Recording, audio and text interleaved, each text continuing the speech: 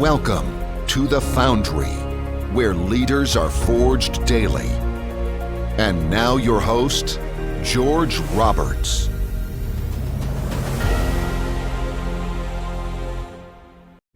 Welcome back, entrepreneurs. Today we have Deren Huang, founder of Tulsa Industrial Properties. Over the last 5 years, Deren has bought over 100 residential units in Tulsa, Oklahoma.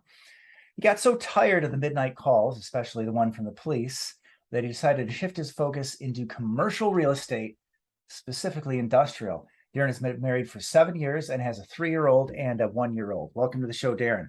Thank you so much for having me. So excited to be on. Yeah, amazing. And I'm so glad to have you on because I know that we do have a lot of people who are in exactly the same position as you, invested in a lot of single family homes. And I think it's a great place to be.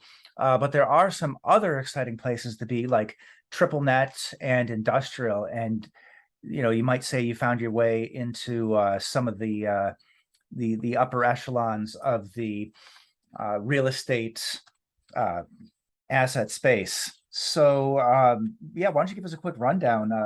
You bought over 100 properties in the Tulsa, Oklahoma area. So what was it like to build and grow like that?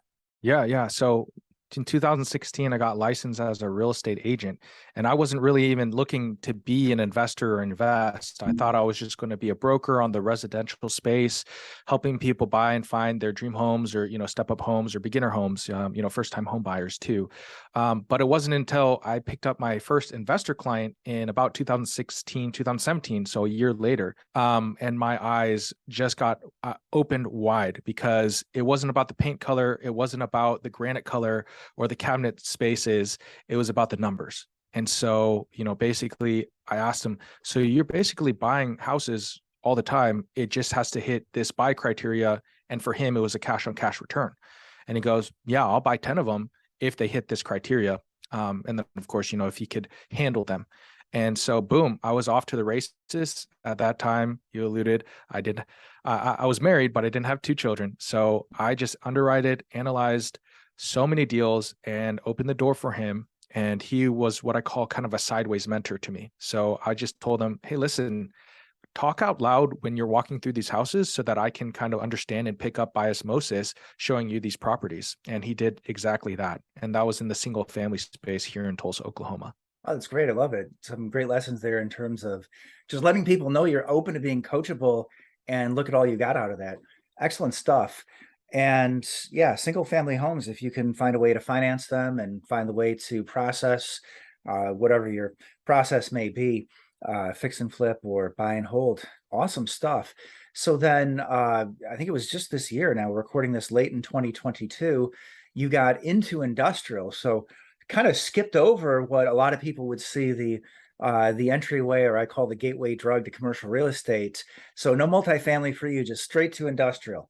Yeah. So actually what happened was I started just kind of building this machine. 2017, I picked up my first rental property.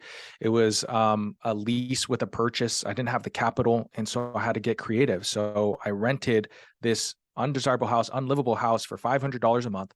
I fixed it up using my own capital. And then a year after that, I purchased it. And so I was able to get in that single family space that way. But fast forward to, end of last year, beginning of this year, 2022, I was like itching and yearning for the next step, just to be able to add a zero behind it. So instead of doing 1 unit at a time or 2 units at a time, doing 10 or 20 or 30, and then, multiplying that way. And so I was underwriting multifamily deals and just trying to get my foot in the door. And it was so competitive. It was so hard because I just didn't have the right operations, didn't have the financing lined up, different things like that. And so I quickly shifted and I looked at, what did I need to do to be competitive in the commercial space? And what asset class do I think is going to trend on a 10-year, 20-year, 30-year kind of, basis? And I landed in industrial. Yeah, I love it. And I totally agree with your analysis. If you've got the cash flow, if you've got the wherewithal, industrial is going to give you some great returns. And it's difficult if you have a single tenant, of course, and that was your own property, your only property, that is to say. I think that you might be in a world of hurt.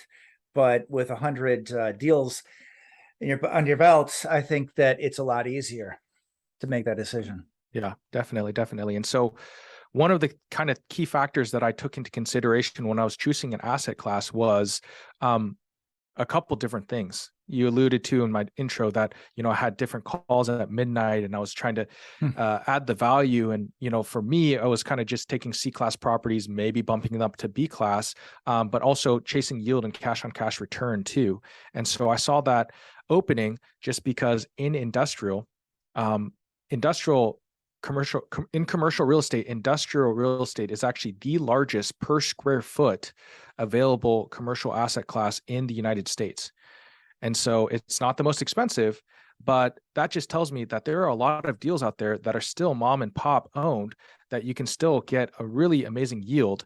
Just for example, my previous deal, I bought it at a 10 cap, which is unheard of. So I love that for the industrial space. Yeah, exactly.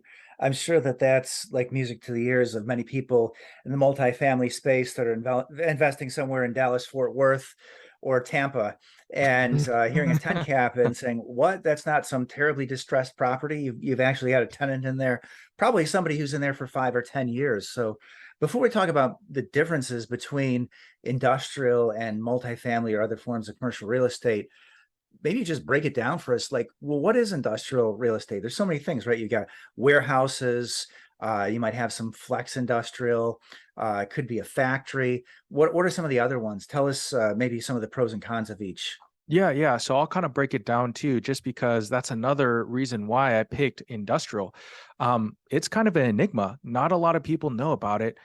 Everybody understands that, you need a place to live. So multifamily is going to be extremely strong, but the industrial real estate class, it breaks down to kind of 3 main categories that people break it into. The first one is that warehouse and distribution space. So I kind of like to give examples on the very top echelons and then also on the local level. So that is going to be for the top echelons. It's going to be like the Amazon. It's going to be the FedEx. So usually a huge building that can accommodate a ton of transportation, whether it be for semi trucks, sometimes airplanes, sometimes train and railroad spurs, and then port cities too. And so Amazon, FedEx is going to be that at the very top level. And on the local level, I recently bought a warehouse that it was a sale leaseback for a used appliance shop. So they have used refrigerators and they have to ship them to their 2 retail storefronts. And so that is the import-export distribution of that. So the first one, once again, warehouse and distribution. Second one, like you mentioned, is going to be that manufacturing space. So this is usually characterized by heavy power, heavy machines, different things along those lines. At the very top level, think of, so here in Tulsa, we have Kimberly-Clark. Some of their brands include Charmin, include Huggies, include, Bounty paper towels. So they manufacture these paper products to then, hit the general public. On the local level, I just placed a tenant that mixes fragrance into soaps and candles and bath bombs. So they're making that. They're a boutique company and they make special fragrances and these things for the beauty and health industry. Third is that flex space, which is kind of a catch-all. So that can range all the way from medical research facilities to just a storefront in the front, almost like a retail-esque style building. So usually I characterize these by they're flexible. Sometimes they're office in the front, warehouse in the back, retail in the front, or showroom in the front, and then warehouse in the back. But think of maybe your Sherwin-Williams store that a lot of you guys go to. They have this little showroom in the back, but then they manufacture some of the paint by mixing it and putting in the colors. And then, of course, they store a ton of those 5-gallon drums and 50-gallon drums too. So that's kind of the examples that I like to give. Yeah, great. And I love it. It is quite diverse. To paraphrase Churchill, maybe not an enigma, but a riddle wrapped in a mystery inside an enigma, I think, to many investors. So I appreciate you breaking it down like that. Yeah, I mean, you got things like, I know you mentioned warehouse space. That's exploding with the e-tailers and everything else. I mean, it's stuff that you need all the time. You mentioned rail serve too. Yeah, those can be really exciting properties. So because we're not building more rail, right? We've got a lot of heavy things that need to be shipped. And if you got that rail serve right up to your door, huge.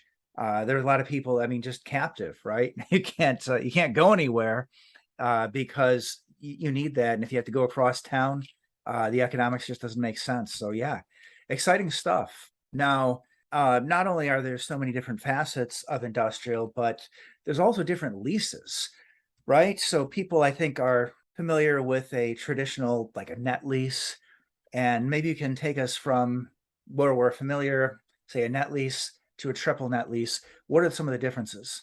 Yeah, so triple net stands for net, net, net. So basically, it means that the base rent is net to the landlord or the owner. In these leases, the three nets stand for property insurance, property taxes, and then common area maintenance. So I, as the landlord, get to bill back the tenant. The tenant pays for their portion. If it's a single tenant, they'll pay for all of it, but their portion of the property taxes, once again, that I own, the property insurance that I put the policy in place, and then the common area maintenance. So if there's any, that usually includes trash service or, lawn care, snow removal, and then also parking lot expenditures too. And so I get to net the actual base rent. Whereas for, multifamily or, even in my single families, I usually have to pay those out of pocket and charge them, what's, called a modified gross lease in commercial. So, yeah. Yeah, exactly. And then, as I understand, you also would have longer lease periods as well. Yeah. And so in commercial spaces, usually any maintenance or anything along those lines, if they clog a toilet, they're not calling me. It depends on the lease, but for example, on my local kind of style tenants, I'm still responsible for the roof and for the exterior. But yeah, anywhere from 3 to 5 and sometimes 10 to 15, depending on how big and how long you guys want the leases. So basically everything's negotiable, and you can do a build out for them. Sometimes you do, sometimes you don't, sometimes take it as is. But there's so many ways to structure that lease, and usually it's hands off in some cases. Excellent advice, by the way, to read the lease. These are very complicated leases. You might want to get a lawyer or a tenant representation broker, somebody to read this if you are, well, the tenant there, but also if you are the landlord. Make sure that you really understand what's in there. People just say triple net, and that means quite a range of different things. And well, here's another thing that would surprise people. Then usually you're going to have an escalation clause in there, correct? Every year your tenant is going to be paying more to cover the fact that we're going to have some inflation, et cetera. And if you're locking in for 10 years, that doesn't mean that you have no rent increases. Yes, correct. So once again, you're able to pass through if there's any tax increase or insurance increase, but then also usually in the rents, what we call bumps, there's usually a negotiable amount that it bumps up. Usually I have mine at 2 or 3%. And so it's very predictable. It's very, it's simple math, easy for me. That's why I like these. Well, yeah, that's exactly where I wanted to go with that too. I was going to say, for the underwriting, it's not like you have to worry a whole lot about expense ratio. You might have some common area maintenance.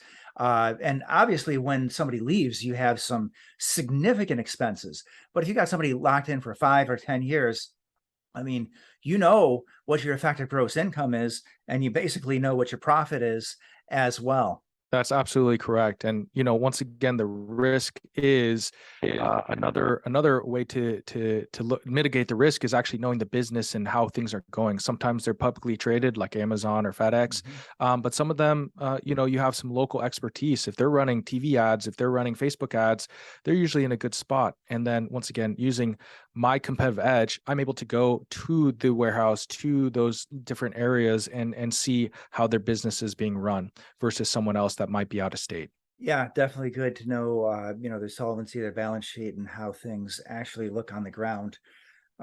Cool.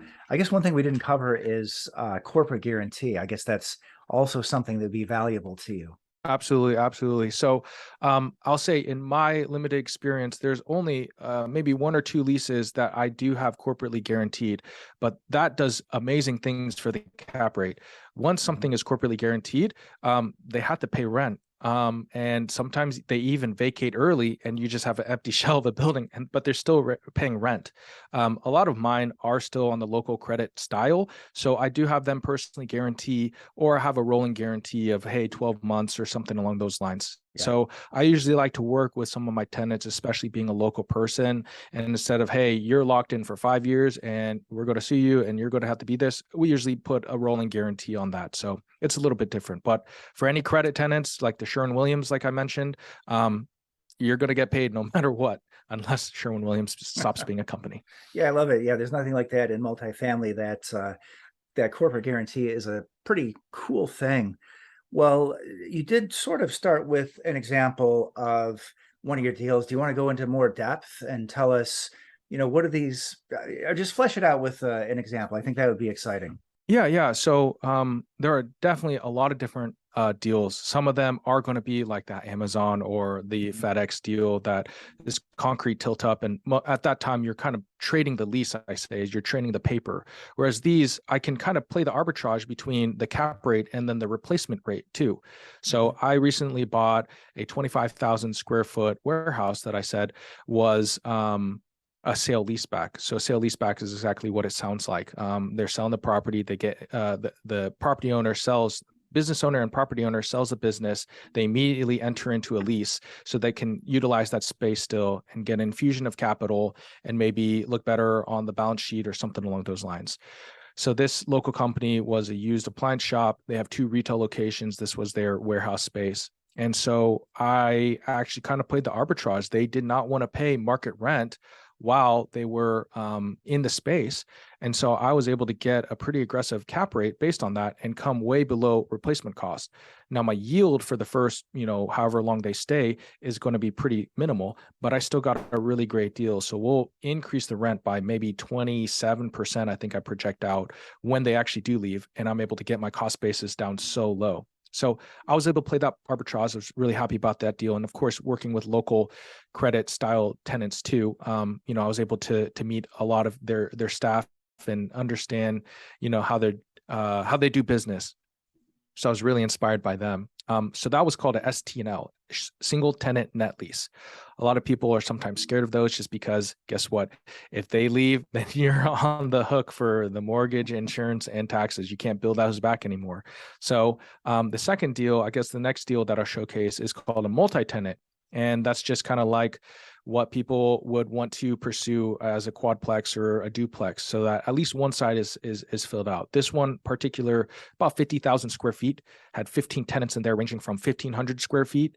So kind of a small bay. Think of a contractor that has a trailer and maybe paints some cabinetry on the side or something along those lines, all the way up to, I just placed a transmission shop in 6,000 square feet. So they have 5 or 6 different lifts that need to be, the clear height needed to be over 14 feet. And so they signed a 5-year triple net lease. And so I'm turning those over and they have multiple tenants in there. So those are kind of the 2 deals that I'm really proud of. Yeah, exciting. And I like the first one you mentioned where you're buying below replacement cost. That's one thing to look. Can you get competition from new construction? Well, obviously not if you're buying below replacement costs, sorry. And then zoning is another thing because industrial is hard. You can't just slap it down anywhere. You might have most of your suburbs, for example, devoted to residential, but there's just a few places that some of these properties can go. And if they have something that makes them particularly valuable, like rail serve, for example, then boom, that there's not likely to have some sort of a competitor pop up. Yeah, and we're seeing a lot of what's called NIMBYism, not in my backyard.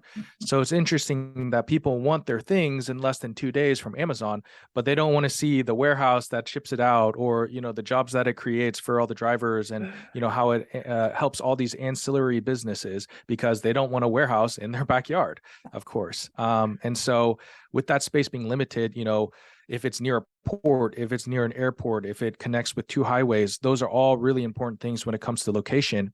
And there are some places that are building in Dallas and different things that are super pro business. But if you would believe this, in the Inland Empire, the Los Angeles port, the vacancy rate is less than 1% because you can't build there. And there's the port of Los Angeles is huge when it comes to importing, exporting. Less than 1% vacancy. What does that even mean? So I don't know if it could be technically zero because, there's always going to be things, but I mean, it's effectively zero. So those things are just so crazy.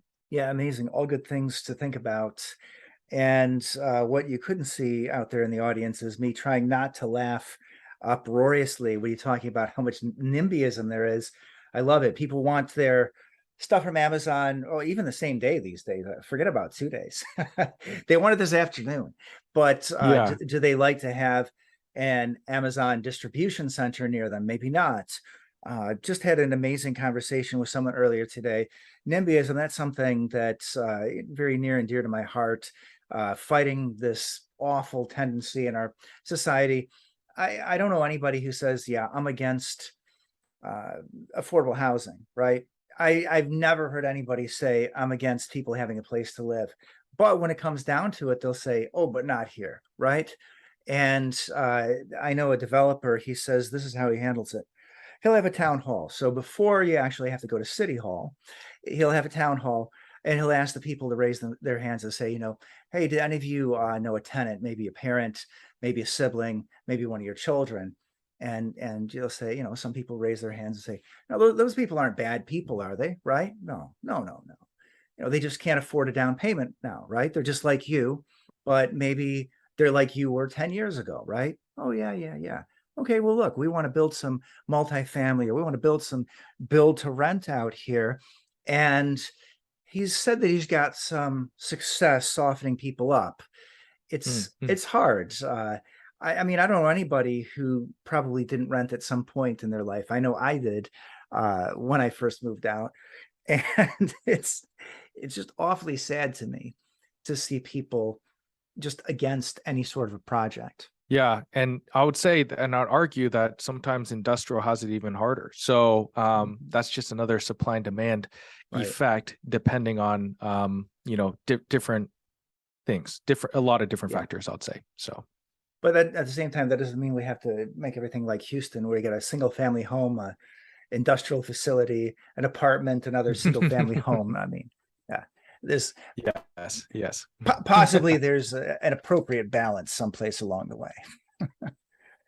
Now, I also like how you described as paper, right? You can talk about this as trading paper when you have, say, a corporate guarantee. You've got a long-term lease, you've got the property that bumps in there every year. You know exactly how much more you're going to make.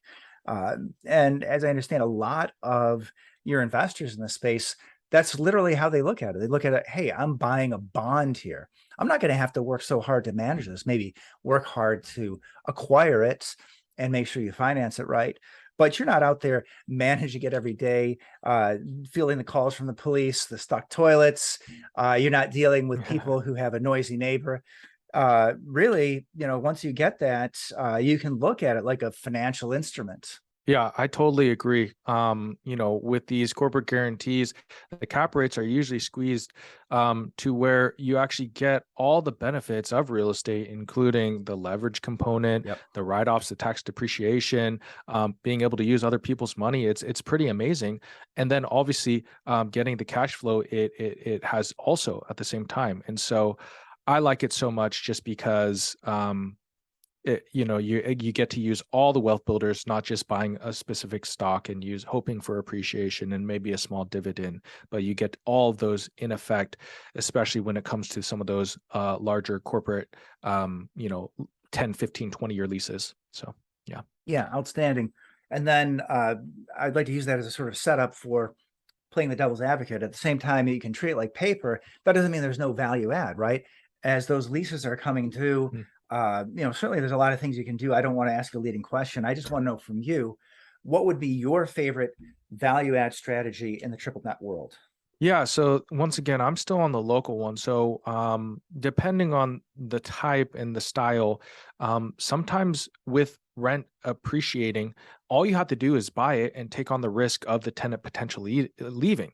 But in the past, at least in my local market, our rents have gone up 10.8% last year, and then the previous year before that was almost 9.6%. So not as good as multifamily for those multifamily operators out there, but still really, really great. And once again, if people are locked into a 3-year or a 5-year rate, sometimes you want people to leave. You're like, hey, you are locked in at, let's say, $5, and the market is now $7. That's a huge increase.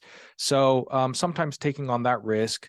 What I really like is just being knowing if it's going to be a local or a regional play, and then also just getting the highest and best use of the property. Sometimes they've cut properties in half or haven't really climate controlled. So some of the value add components is just whatever it will take to get the best tenant in there with a renewed lease, and hopefully maybe getting a regional style credit tenant or even the national credit tenant too. So those are some of the value add ways. But yeah, when I first was starting, I was like, how do you add value to a warehouse? That doesn't make sense to me.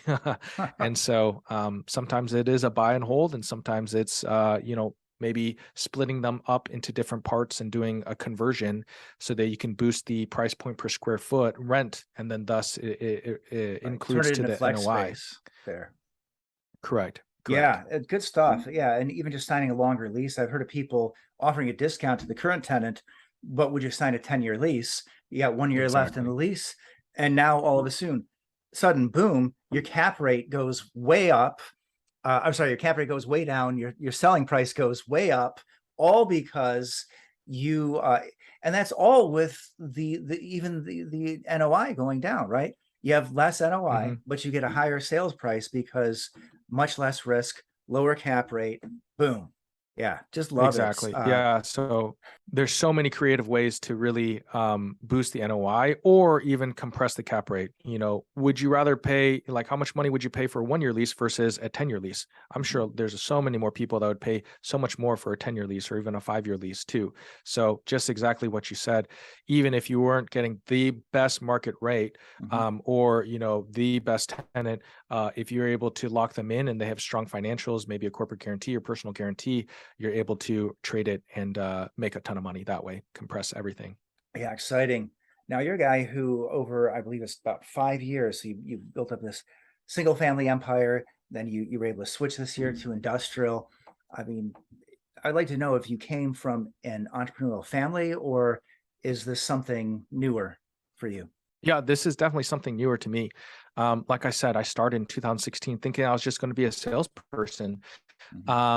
But I really enjoyed, I've really made a lot of mistakes, but I've really enjoyed the team building dynamic and the entrepreneur spirit that I have, just pressing forward and also working within a team and leading them correctly. But once again, it still has its challenges. I'm not perfect by any means. That's exciting. And I feel that fire, and I love that. That's what keeps me excited at this podcast. Now, you do lead a team, so tell me, what is the greatest leadership lesson you learned along the way? Oh man, just trying to boil it down into one. A lot of them have come from mistakes, unfortunately, just being able to see 2020 in hindsight and then kind of stumble through. But one of the things that I've really enjoyed leading the team is the who, not how. For forever, or not forever, but there were so many times that I thought people were exactly like me, and I found out that they are definitely not. And so there's someone out there that really enjoys doing administrative work, believe it or not, or that they feel like they have some really great strengths doing administrative work or something along those lines. And so what is really interesting is just empowering them, growing them, and then also at the same time, not offloading things to people that don't want to do it, but finding the really great fit that people understand. And so that really is kind of a who, not how principle, especially with entrepreneurs. I was wearing at the beginning of my career all the different hats. I was like a leasing agent, property manager, salesperson, acquisitions, dispositions. I was a general contractor, but then finding those different people that skills can really flourish in each of those roles has been really, really fun. So I would say that's kind of my biggest leadership is who, not how. Yeah, exciting. I think everybody starts out like that. You found a business, all of a sudden it's exciting, and maybe everything's exciting for a little while, and you end up becoming the chief everything officer. And that delegation is probably, I would have to guess, if there was one thing that people have to get over when they go from being an employee to being an entrepreneur, being a leader is just how to give up, how to delegate. So anything else on that? Yeah, I think that you just said it best. It's just sometimes there's a control issue that you have, especially with, this is my baby, this is what I did. And then also understanding that, sometimes it takes multiple people to kind of really press forward, but getting your time back and really kind of, honing in on your focus is really, really important too. And so, yeah, that's what I would say I really enjoy. Yeah, exciting. So in terms of growth, leadership, entrepreneurship, what's the next big step for your enterprise? Yeah, so we've been using a lot of our own capital and just really just keeping it really, really tight. But the next steps projecting out in a couple more years is that we'll be raising capital for our deals and opening it to not just friends and families or people that have direct ties to me. And so we're really trying to prove that track record, get a really great some deals under our belt, and then also just open it up to either the public or, in the first couple is going to be joint ventures. And so I'm excited. We just got a single tenant net lease under contract. They have 4 years left in their 5-year lease, and we'll be hitting up our friends and family and our people on our newsletter too, just to be seeing and proving that track record too. So that's kind of the next steps for me. Very relational, really scary, but at the same time, I'm excited to kind of press forward in that aspect. Yeah, awesome. Very exciting. Well, I'd like to wrap up by inviting you into the lightning round. You ready to go rapid fire? Let's do it. All right, let's go, Deren. All right, tell us something about one of your real estate markets that most people wouldn't know. Yeah, actually, Tulsa has a port. So we're in Oklahoma, but we have a port that sees a lot of different trades and goods. So that's something that you wouldn't know. Awesome. What's some advice that you would give your younger self? Who, not how. Learn to delegate a little bit better. And yeah, trust your instincts. All right. What is the best real estate advice that you'd like to give today or that you've ever heard? I would say commit to a career. Look at it at a 10, 20, 30-year, 40-year focus and stretch out your career on that basis. All right. Now, I'd like to save people for some bad advice. I know there's a lot of that going around here. So what's the worst advice that you've heard going around? Oh, man. Float your interest rate. I love it. And so true. All right. With that, let's head into the random portion of the evening. I got my random question cards. Just tell me when to stop cutting the deck. And stop. All right. Top card. Woo, this is perfect. Ooh. From the standpoint of real estate, what makes a house a home? I would say the people in it. Okay. I'm not going to argue with you there. All right. Name a book that's helped to forge you as a leader and as an entrepreneur. I've been really enjoying this book. It's called Transfluence. It's by Walt Rakowich. He was actually the CEO of Prologis, which is, the largest owner of industrial real estate. And this book is about leadership. He led the company through 2008 and that financial crisis. They were probably about to go bankrupt, but he forged through, and his leadership lessons are really, really amazing. So that one is one that I just recently read that I really enjoy. Outstanding. How does a failure or misstep set you up for later success? If you don't let it knock you down and you actually learn from it, that's going to be key. Perfect. It reminds me of Grant Cardone I was reading last night. He said something like, it's as important to just be in love with the process as to go through the process itself. Yeah, good stuff. Yeah, and hard too. Not easy. Not easy. It's not easy. Not All right. easy. Can you send us out by giving us a quote to help forge our listeners as leaders and entrepreneurs? I'm going to butcher it, but it's from Harry Truman. It says, imperfect action beats inaction every time. Outstanding. How can our listeners reach out to you? Yes. So my website, DerenHuang.com. That's going to be the best way to reach out. You can do one of two things. One is you can actually directly book a call with me and get on my schedule. And the second thing is that you can sign up for my newsletter. There's a free gift there. And also you'll get access to exclusive deals from that newsletter. So DerenHuang.com. Do you want to spell that for us just in case people happen to be listening? Definitely. So it's DerenHuang.com. Outstanding. Thank you so much for taking your time to come to the virtual studio today and share your knowledge and experience. Thank you so much for having me. I had a blast. Likewise.